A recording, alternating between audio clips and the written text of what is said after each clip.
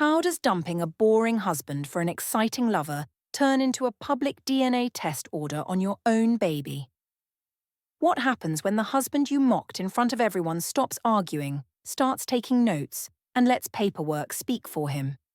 Can a woman who swears she was just following her heart survive the moment her entire story is read out in a courthouse lobby? My name is Isola Brandt, and I am tired of people acting like I ruined some perfect story. From the outside, my life looked fine. I had a steady husband, a clean two-bedroom apartment, a normal job in customer support at a software company. People said I was lucky because Nathan was calm and stable. They said he was responsible, that he was the kind of man you could build a life with. I used to nod and smile, but inside I felt like I was slowly going to sleep. Nathan worked as an accountant for a logistics company, and he always had numbers in his head. He cared about budgets and bills and saving for the future. I said this meant he did not care about the present. When he came home tired and quiet, I decided it was proof that he did not love me enough. If he really loved me, he would come in the door with flowers and jokes and big stories. He would throw me on the couch and tell me I was the center of his world. Instead, he asked about my day and checked the electricity bill. I know some people would call that normal, but I do not think normal is enough for a woman like me. I told myself I was too bright for him, too alive. I told myself I needed a man who could match my energy, not one who sat on the sofa and checked the banking app. When he asked if something was wrong, I said everything was fine, and then blamed him in my head for not seeing the problem. I said respect follows results, and I had results at work, so I deserved more respect at home. At the office, people saw a different side of me. I was the one who stayed late, made jokes with the sales team, and joined after-work drinks. My friend Tasha said I was the fun one. She said Nathan sounded like dead weight. When I told her he wanted to talk about retirement accounts, she laughed and said he was already acting like an old man. Another friend, Sienna, said some men drag you down because they are scared you might outgrow them. I listened and let their words become my truth. Then Leo started coming around. He was a freelance photographer who did promo work for our company events. He moved differently from Nathan. He had messy hair, bright eyes, and a camera always hanging from his wrist. He walked through the office like it was a movie set. He joked with everyone, but he watched me a little longer. One afternoon, he asked our team if we ever did anything fun after work. I said we sometimes went to the rooftop bar, and he said that sounded more like my scene than a quiet kitchen. That evening, a few of us went to that bar. The sky was pink and orange, and there were string lights over our heads. Music played just loud enough to drown out boring thoughts. I told myself I was there to relax after a hard week, but really I wanted to see how it felt to stand next to Leo without my husband's calm eyes on me. Tasha ordered shots and said I deserved a real night out. Leo said a woman with my energy should not go home to spreadsheets. Everyone laughed, and I laughed too. At some point, Tasha pulled out her phone to take a group video. She told everyone to cheer and say something wild. I was already a little drunk, and the screen felt like a stage. I leaned into Leo's shoulder and said that I was too young to be stuck with a spreadsheet husband who only loved numbers. People shouted and whistled. The words were supposed to be a joke, but they felt good in my mouth. I liked how Leo looked down at me with surprise and something like pride. Later, on the way home, I told myself it was just bar talk. I told myself everyone exaggerates a bit when they drink. Still, I replayed the video in my head.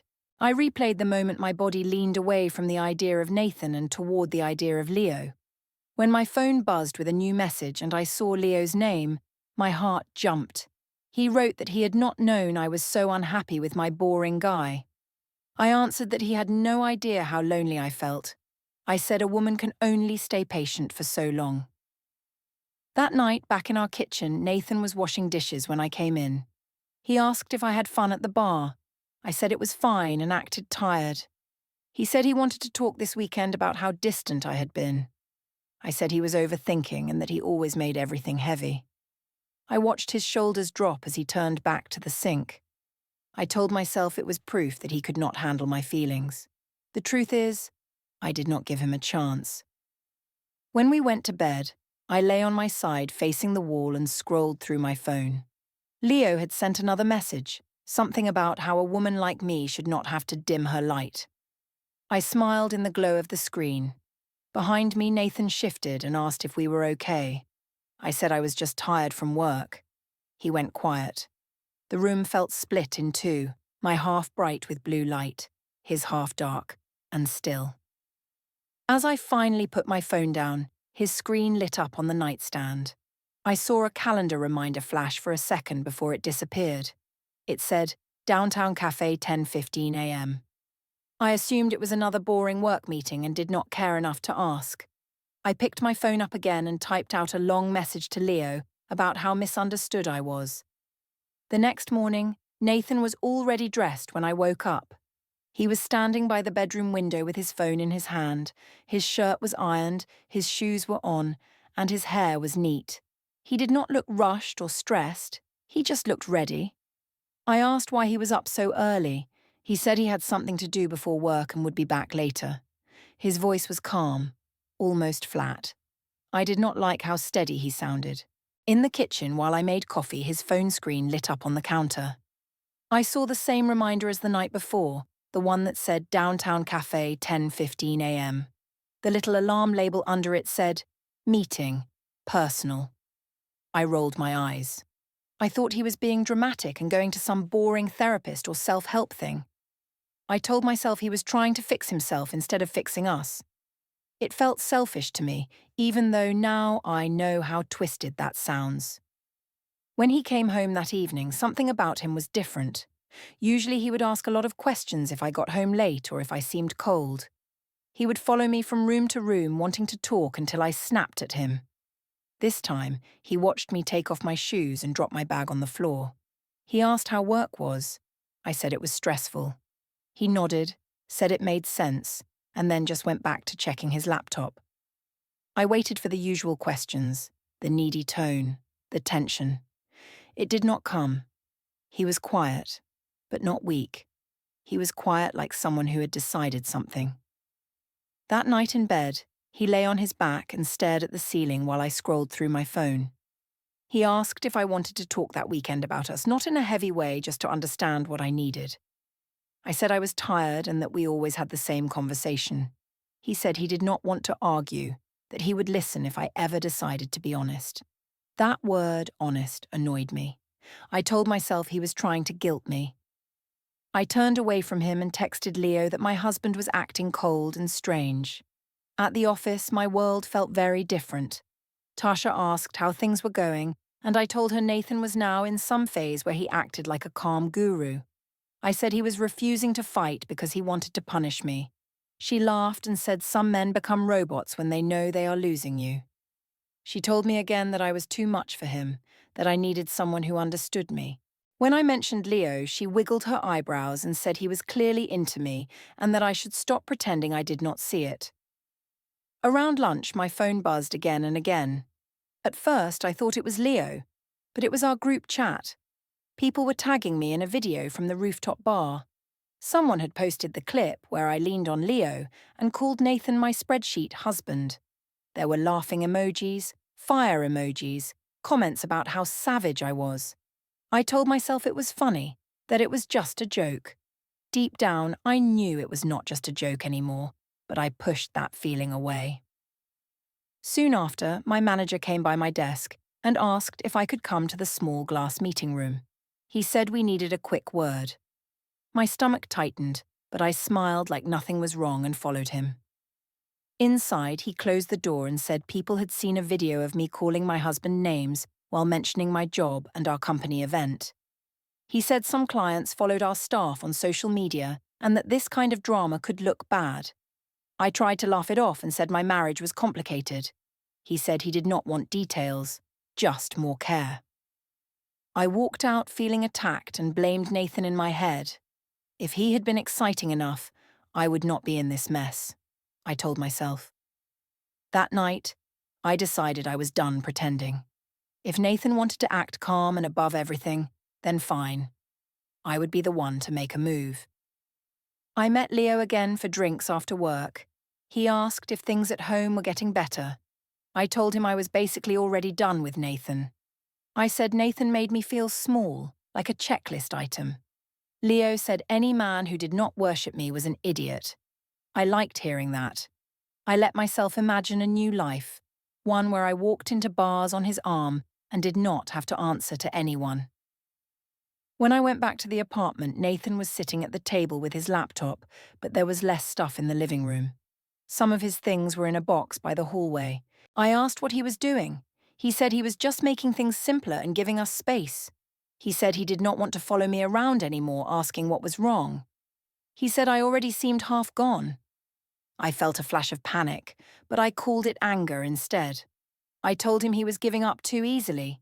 He answered that I had already given up. He was just catching up. His calm tone made me feel small and exposed. I told him I wanted a separation. I said I needed to find out who I really was without him holding me back. I said I had someone in my life who made me feel seen. I waited for him to explode, to beg, to cry, to do anything that proved I mattered. Instead, he sat there, eyes steady, and asked if I was sure this was what I wanted. I said yes, even though part of me hoped he would fight. He nodded and said he would not stand in my way if I had already chosen. It hurt that he did not beg, and I twisted that hurt into more blame.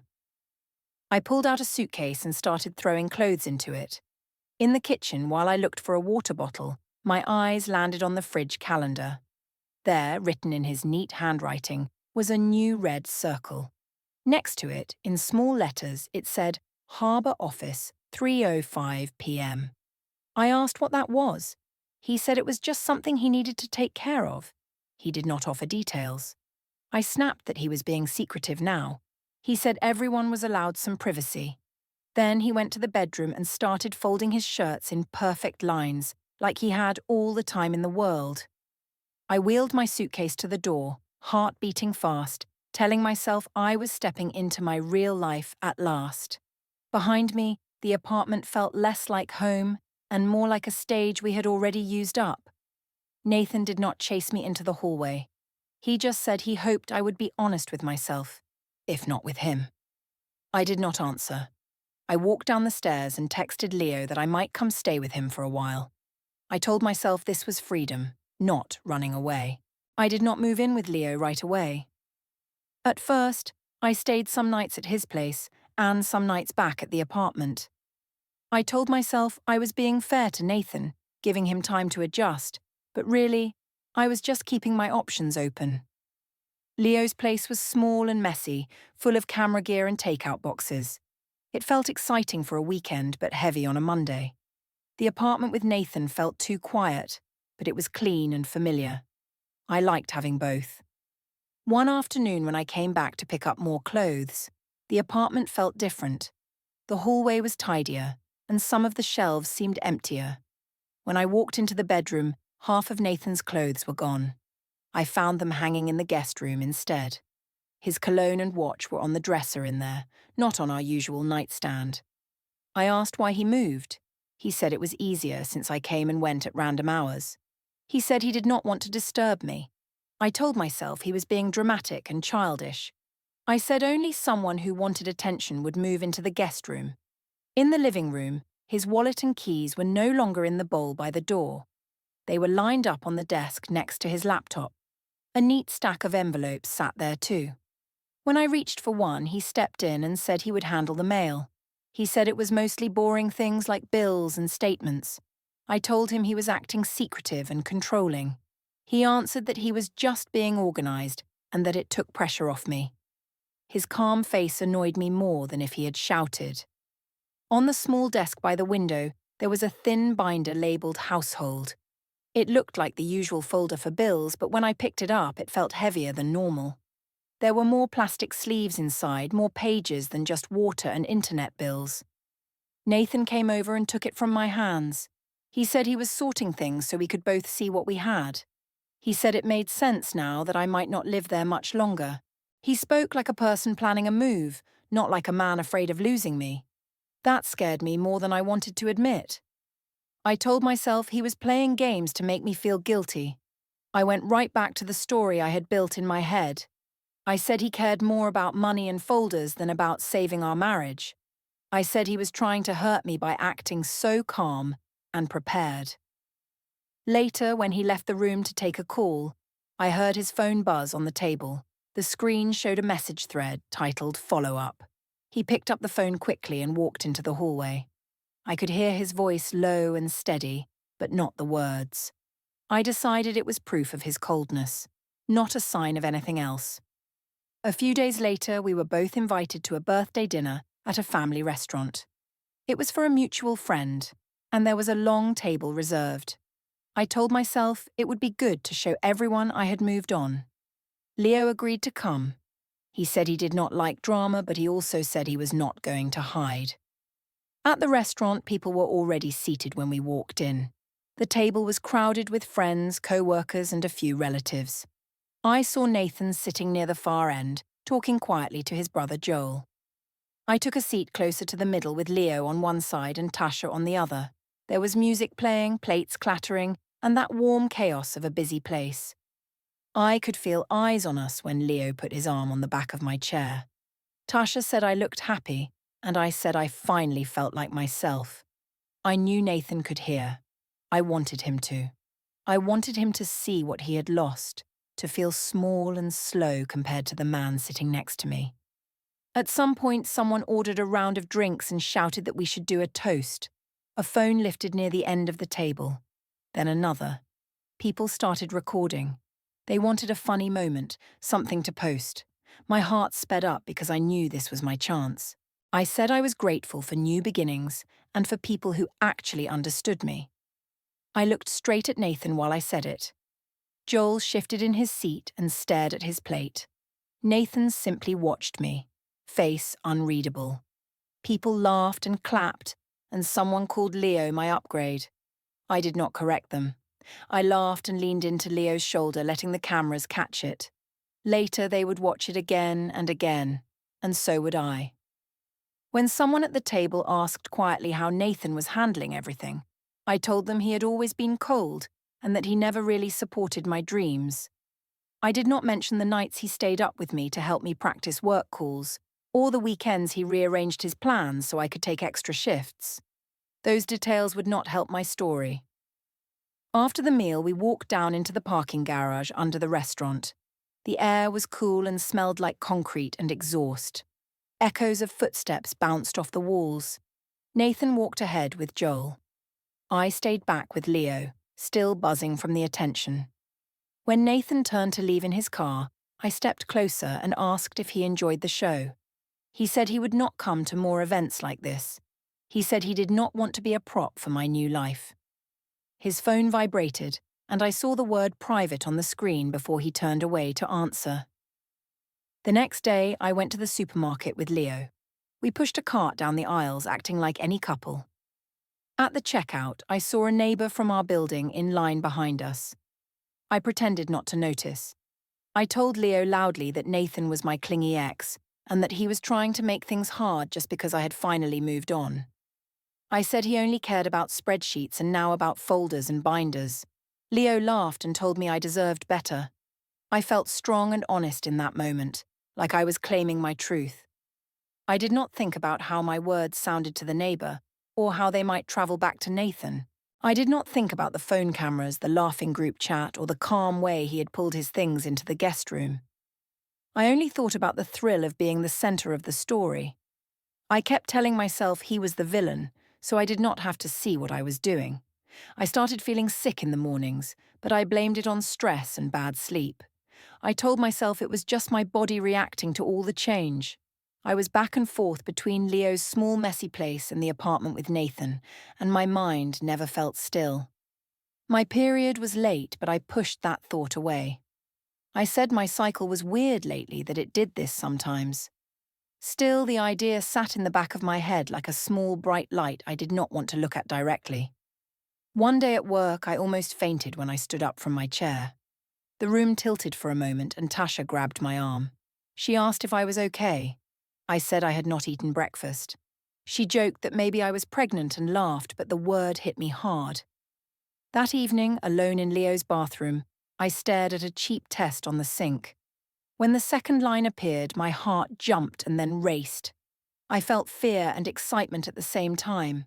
I told myself this was a sign. I told myself the universe was rewarding me for being brave enough to leave a dull life. I decided to go to the hospital clinic to be sure. The waiting area was full of people, but I felt alone in a strange way. The chairs were hard, the air smelled like disinfectant and coffee. I watched an old TV in the corner show some daytime show with fake smiling hosts. When the doctor finally called my name, I followed her into a small room. She asked when my last period was. I gave her the dates and tried to sound confident. She did the exam, asked a few more questions, and then said I was definitely pregnant. She also gave an estimate of how many weeks along I was. The estimate did not match the story I wanted. As she talked about timing, all I could think about was who I had been with and when. There had been almost no intimacy with Nathan by then. With Leo, there had been a lot. The numbers pointed in one direction, but I did not want to see it. I smiled, thanked her, and walked back into the waiting area with a paper in my hand. I told myself dates were not exact, that these things were guesses. I decided I would describe the timing however I needed, depending on who I talked to. The first person I told was my sister Nia. I went to her apartment where the living room smelled like warm food and baby shampoo. Her little girl was on the floor drawing with crayons. I told Nia I had news and smiled in a dramatic way. When I said I was pregnant, she hugged me right away, but then she pulled back and searched my face. She asked if it was Nathan's or Leo's. I laughed and said she was so blunt. I said it could be Nathan's and that maybe this was a second chance. Then I changed and said, if there was any fairness in the world, it was Leo's. She did not laugh. She asked quietly if I understood what I was doing. She said babies were not tools to fix broken stories. I said she was judging me and acting superior because she had a normal life. I told her she did not know what it was like to feel trapped. Her daughter looked up from her paper and asked why Aunt Isola was mad. I softened my voice for the child and said I was just excited. Inside, I was annoyed that Nia did not clap and cheer like I expected. Then I decided to tell Leo. We met at a park near a playground. Kids ran around, and parents sat on benches scrolling their phones. I sat next to him and watched a small boy chase a ball. I told Leo I was pregnant and waited for his face to light up. It did not. His eyes widened and he asked when I found out. He asked for dates. When I told him roughly how far along I was, he went quiet and stared at the ground. He said it sounded like he was probably the father. I said probably yes, and that it was romantic, like we were meant to be. Instead of smiling, he pressed his hands together. He asked about Nathan, about the marriage, about whether I had told anyone else that the baby might be his. I said I still had options, and that some people might think it was Nathan's. I thought I sounded clever and flexible. He did not think so. He said this was serious, that I could not play games with fatherhood. I accused him of trying to run away from responsibility. I said real men step up. I used the word coward, and his jaw tightened. He said he needed time, and that we should not talk about romance until we faced reality. At home, things had shifted again.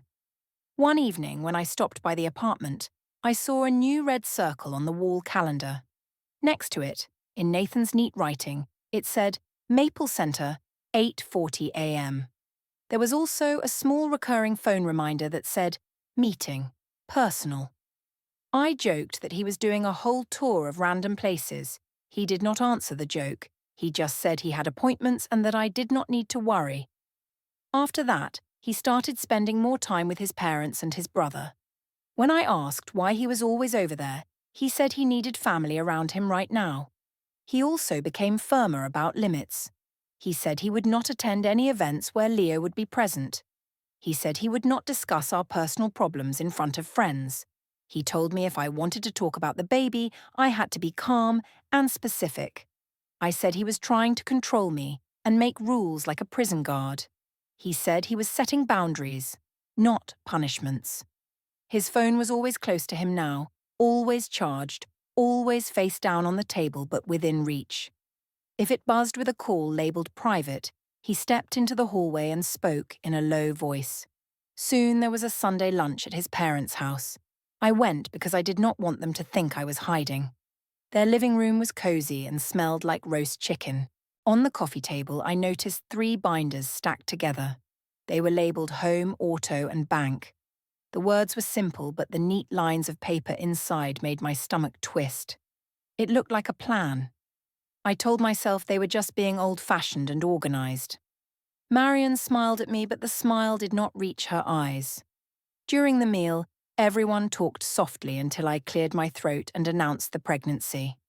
I said Nathan and I were expecting, as if there was no doubt. The room went quiet. Nathan looked at his plate, not at me. Marion's eyes moved from my face to his. Paul took a slow breath. Someone congratulated us, but the word felt heavy. Later, in the kitchen, Marion cornered me by the sink. She asked if there was anything they should know. She said she did not need details, just the truth, because children deserved stability, not confusion. I snapped at her. I said she had always judged me and treated me like I was not good enough for her son. I said she was just happy to have a reason to push me out. She shook her head and said, "This was not about me and not about Nathan. It was about a baby who did not ask for any of this." I rolled my eyes and walked out to the hallway. As I passed, I heard Nathan's phone buzz with another private call. He stepped outside and mentioned dates and a timeline in a calm voice. He said he would bring everything they had talked about to Maple Center at 8:40. When I came back to the living room, my niece was on the floor with her crayons again. She looked up at me, then at Nathan, who was sitting apart from us. She asked why Uncle Nathan sat at the other table now while I talked about our baby with Leo on my phone. The hospital clinic smelled like hand gel and old coffee, and I hated it. I sat in the plastic chair, holding my phone and trying not to think too hard. Leo sat next to me, tapping his foot. He asked if this was really necessary. I said of course it was, that a responsible father came to the ultrasound. He flinched a little at the word father. I pretended not to notice. I told myself he was just nervous and that once he saw the screen, he would melt and everything would make sense. When the nurse called my name, we went into a dim room with a monitor. I lay back while she spread the cold gel on my stomach. Leo stood near the wall, arms crossed.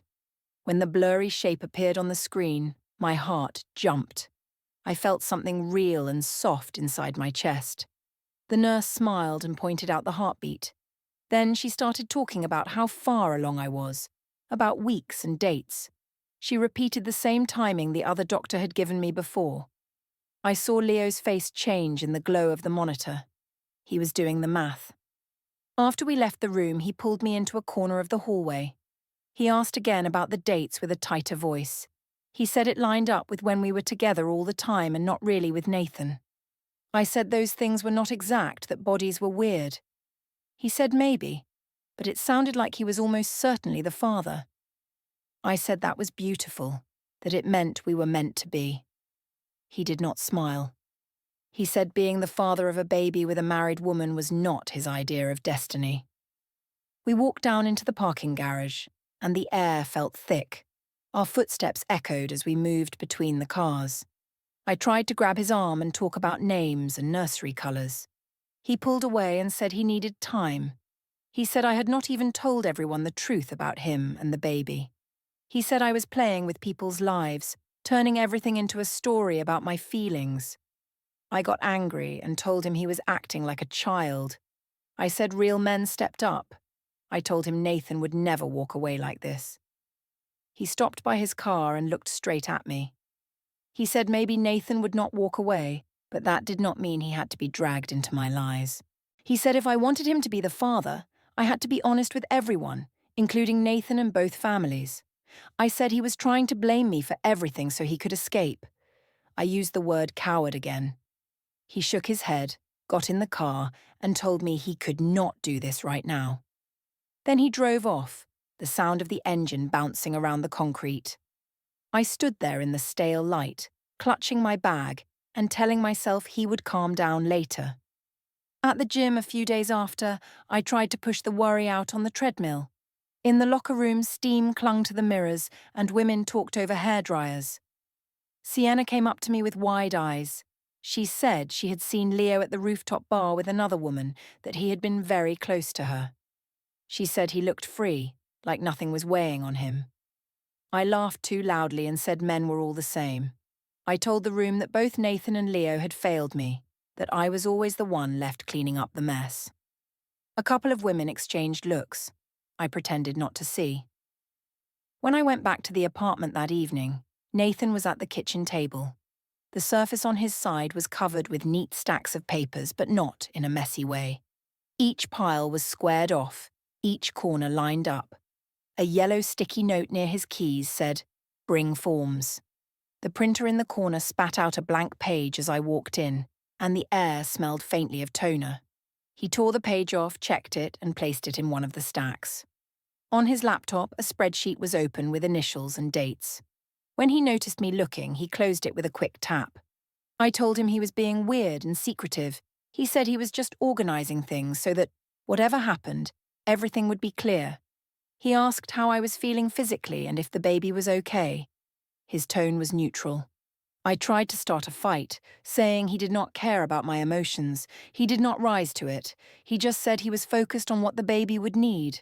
That made me angry, because I wanted drama and tears, not calm sentences about practical needs.